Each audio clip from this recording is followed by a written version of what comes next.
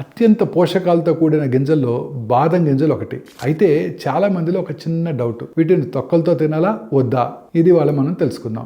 బాదం తొక్కల్లో పాలిఫినాల్స్ మరియు ఫ్లేవనాయిడ్స్ వంటి శక్తివంతమైన యాంటీ ఆక్సిడెంట్స్ ఉంటాయని, ఇవి ఒత్తిడి మరియు ఇన్ఫ్లమేషన్తో పోరాటానికి సహాయపడతాయని అనేక అధ్యయనాలు చెబుతున్నాయి. ఇది పేగు ఆరోగ్యానికి కూడా సహాయపడుతుంది. తొక్కలో టానిన్స్ మరియు ఫైటేట్స్ కూడా ఉంటాయి.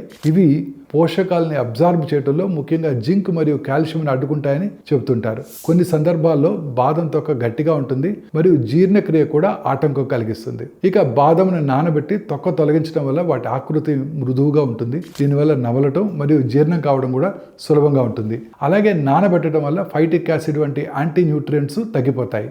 సో నానబెట్టి తొక్క తీసిన బాదం పప్పులు జీర్ణ వ్యవస్థకు తేలిగ్గా ఉంటాయి, జీర్ణక్రియకు సహాయపడతాయి. అయితే బాదం తొక్క తీసివేయడం వల్ల antioxidants, polyphenols, fibre content తగ్గిపోతుంది. సో ఫైనల్గా ఈ రెండిట్లో ఏది బెస్ట్ అంటే, అధిక యాంటీ ఆక్సిడెంట్స్ మరియు ఫైబర్ కంటెంట్ కోసం చూసేవారు తొక్కతో కూడిన బాదం తినాల్సి ఉంటుంది. మెరుగైన జీర్ణక్రియ మరియు ఖనిజాల అబ్జార్ప్షన్ కోరుకునేవారు నానబెట్టి తొక్క తీసిన బాదం తినాల్సి ఉంటుంది.